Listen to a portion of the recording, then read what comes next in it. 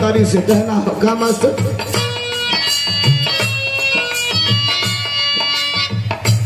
खाली हमके और कुछ ना चाहिए। दुनिया के मदारी से भक्त को कहना हो कि भाई हमके चाहिए तो का चाहिए, मैंने सुना लो का बतौलस।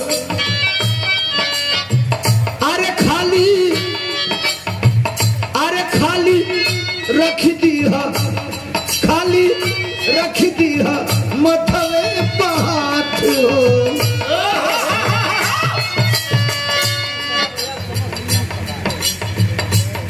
और ये 500 लोग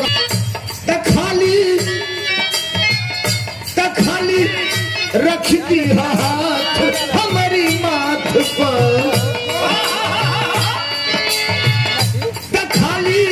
रख दिया हाथ हमारी माथ पर। इतने निहोरा खाली रख दिया हाथ हमारी माथ पर। इतने निहोरा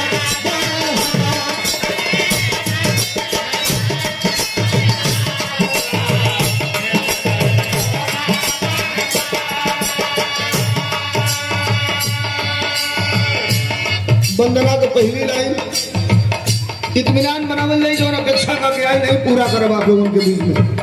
ऐसा भजन हो कोनो कार्यक्रम के शुरुआत से पहले एक आध लाइन भाव भजन जरूरी होना।